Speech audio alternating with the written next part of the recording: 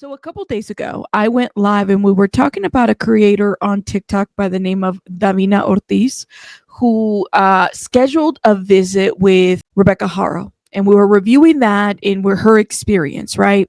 And there were some sound quality issues in my live, so I decided to re-upload portions of that video. However, since that video, Davina Ortiz has been receiving a lot of backlash from people who felt like she's out of bounds for doing that. And people have been saying all kinds of things on the TikTok. So I wanted to show you guys that here. But if you missed that first portion of our commentary, let me play it now. She decided to go visit Rebecca Haro. Now listen. I'm like, now girl, unless you're Barbara Walters, which may she rest in peace, or some other, like, what are you doing? And I'm laughing because I'm like, listen, I'm not even going to spoil it for you guys. I'm going to let you guys hear what happened, okay? Because, yeah. Hi, guys. I'm just making... The reason we're starting here, I mean, this topic is so heavy, number one, but the other topic is also very heavy that we're about to get into. The lady is very bold, okay? Yeah, she went to go... How today's visit with Rebecca went. I'm gonna let her speak, okay? A quick updated video. I know a few of you guys have messaged me and asked me if I can do a quick updated video for the ones that weren't able to go on my lives earlier. So I'm just gonna, do a quick recap, you guys. My visit with Rebecca was at 9 a.m. They told me to be there at 8:30. I got there at 8:30. Excuse me. I waited. Yes. About 8:45, they checked us in. Her name is Davina Ortiz. You guys can check her out on TikTok. I just thought it was it. Like, I was like, this is the same girl that got kicked out. MC, she got kicked out of the courtroom, right? I don't know, like, what to make of it, though, because she's real serious about this. Like, she really, really is serious about this. Let's get into this, okay? The deputy took me to the elevator, the visiting elevator. He said, go to the 7th floor. I said, okay, which was the very last floor, you guys. So I get there to the elevator. The elevator opens at the 7th floor. I get out, and it's immediately the visitors' windows and little seats. There was three visitor seats and windows. I immediately sit in the middle one because that's the one that I'm able to have a clear shot at the inmate elevator door right there. If I sit on the left, the window's gonna be blocked. The right, it's not that clear either. So I go, okay, I'm gonna sit in the middle. No one was there yet. It was just me. So I sat there. I was there for about 5 minutes, maybe a tiny bit over 5 minutes. I'm thinking about what am I gonna say to her if this, she comes. All of a sudden, I see the inmate elevator door open, you guys. It was Rebecca and 3 other inmates. Inmates, I keep saying that. It was 3 other deputies, you guys. It was a deputy holding one arm and one deputy holding her other arm. There was another deputy in the back of them lingering. She had shackles on her hands, and they were like resting in front of her stomach. She was wearing light blue clothes, pants, and light blue shirt, and her hair was in a French braid all the way to the back. So it was part like this, and then it went like French braided all the way to the back of her head. I mean, you guys are asking the obvious questions. How did she get on the visiting list? How did this happen? You guys are asking that was my question too, but let's go ahead and keep going. On the back of her back. She did not have bruises on her face. She had no bruises, no black eyes. She actually looked very revived. She doesn't look like her face is swollen, like she's been crying. She's not tired. She looks like she's refreshed actually.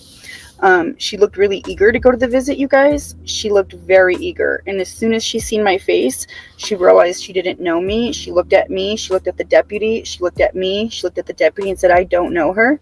The deputy seemed very confused, and he looked and said, huh? And she said, I don't know her. And then he looked at me and said, who are you here for? And I said, Rebecca. And I pointed at her. I said, her, Rebecca. She looked at me again, and she even squinted and kind of like leaned in a little bit to look at me again. And I'm like this. I'm sitting right there with a smile waving. And the deputy goes, who are you here for? I go, Rebecca. And she goes, I don't want to talk to her. And he goes, she doesn't want to talk to you, ma'am. I'm like, okay.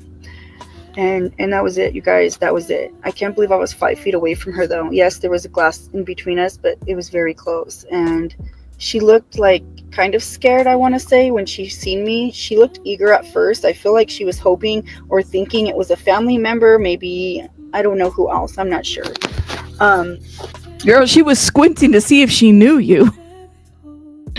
Oh my gosh. And Sylvia's like, this is where bloggers and TikTokers, I feel, overstep. It's not her place you're at. She can cause issues in the case. They don't seem to understand that without getting involved. Right. Like, I know people can put themselves in a, like, I could put myself to go visit El Chapo, right? Maybe. I don't know, because that's like federal prison. And I could say he's my uncle, you know, but not really, right? That would probably cause me some problems because I'm not family, but people can add themselves to lists. And so this is where I think you kind of have to figure this out, girl, because people get, this is why this is why bloggers get such a bad rap. You know what I mean? Or even like YouTubers or TikTokers. It's like beyond overstepping. Now I'm imagining this, right? I'm imagining how she's explaining this. Fair to say that Davina has also done a couple of TikTok lives. She's gone on panel.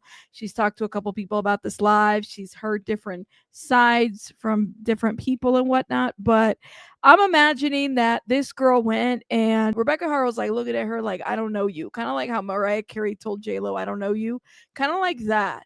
Like, this is crazy. I'm a content creator and I'm wondering if I would have done the same. Probably not. In part because she doesn't know me and I don't have that rapport with her. And I wouldn't expect her to openly just talk to some stranger with a phone camera or a notepad or anything to say anything. I mean, I'm just not an approved person. It would be way too early. I think it would be a little bit different if I had built some rapport with her or if I had some kind of communication with her, you know, prior or anything like that. But that's not the case here. And I do think we have to be a little bit careful. That's my thought. But y'all let me know what you think in the comments. Okay, let's keep going. But that's what happened, you guys. I really, really, really wish I would have said something because I know that they can hear. You know, we were talking, you know, we can hear each other through the glass. So I really wish I would have been like, Rebecca, I'm not here for negativity. I'm not here to talk about the case.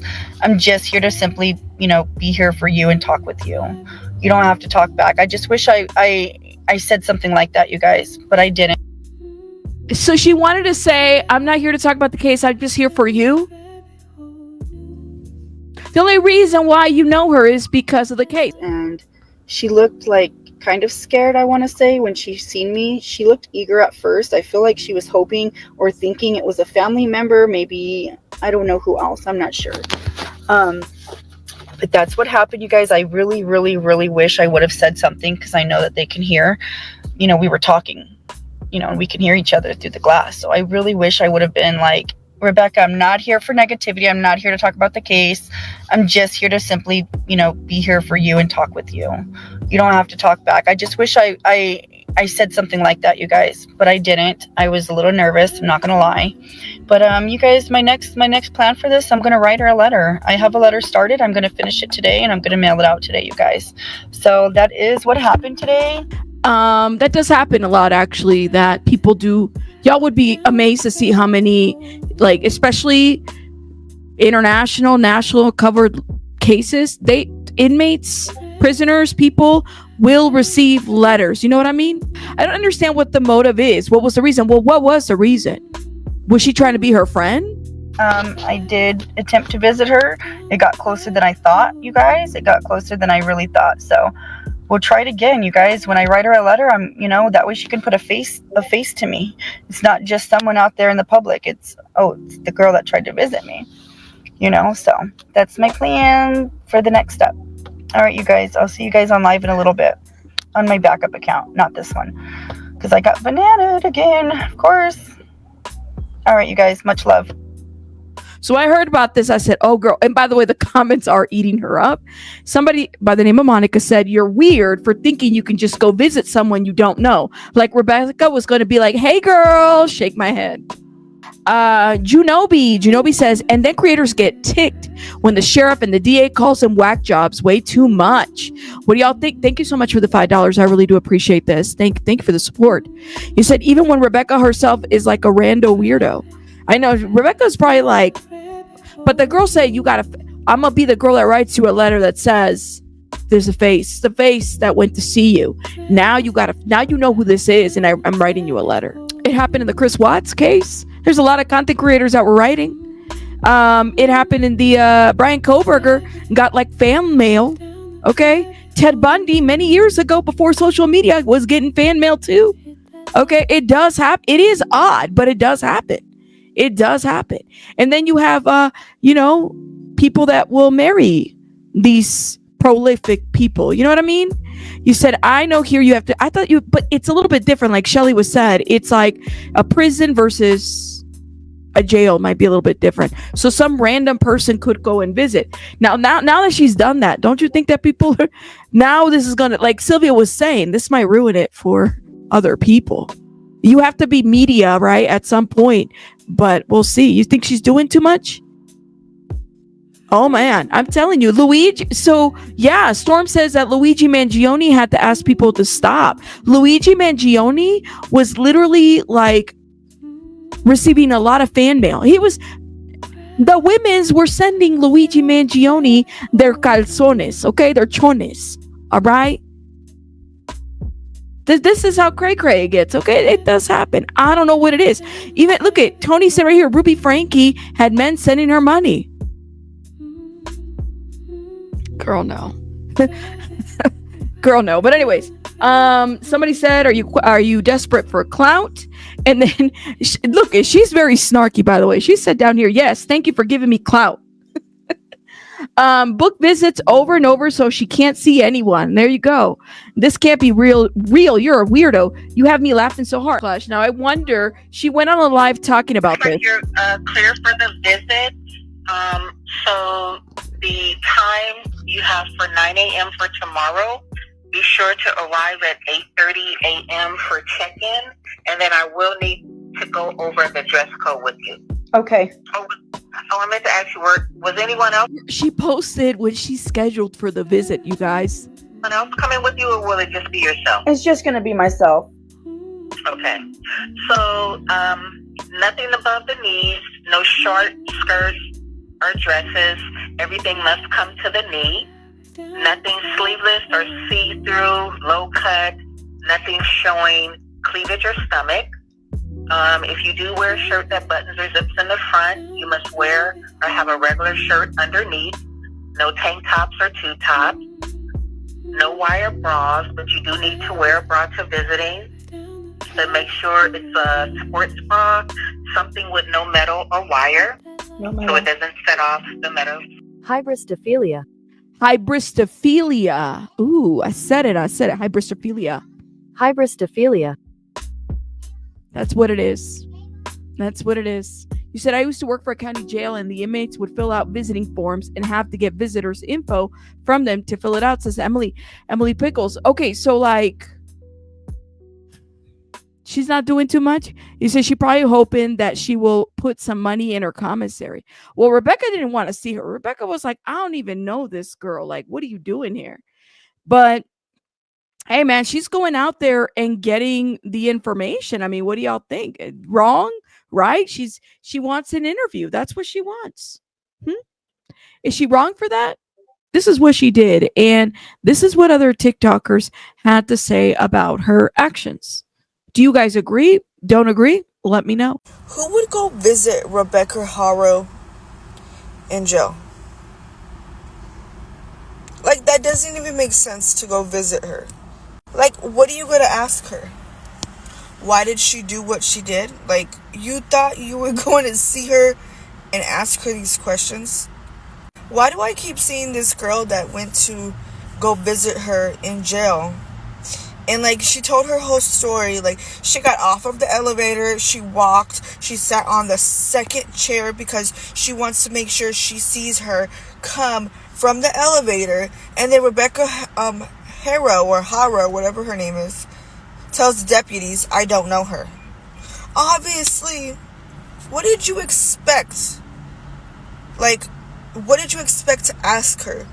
You scheduled a visit with a person you don't even know. Like, were you that desperate, like, for views or attention? Like, why does this story, like, she keeps telling her story how she went to go visit her in jail. Like, you didn't talk to her. Like, what was the point of going to visit this lady in jail? Like, that just gives weird vibes. And I keep running into the lady telling her story on live. Like, stop. Also, keep in mind that like social media personalities, content creators, anybody with a phone, we've been receiving a lot of bad rap over, what has or hasn't happened in the Emmanuel Haro case. Everybody, you have the DA, Yosemite Sam, and them, really had an opinion about what's being talked about. People have to be careful when it comes to this. At the end of the day, this is a criminal case. This is a real thing. This is a real baby that's missing. This is a real situation with, a lot of us just want to know what happened to this baby or where this baby's at. And it's kind of where we're at this point. I think we should just take a seat and let these law enforcement officials do what they do. I'm going to leave the links to both of these content creators on TikTok in the description box. It's a real serious situation. I really want to know what you guys think in the comments, and I'll see you guys on the next one. Bye, guys.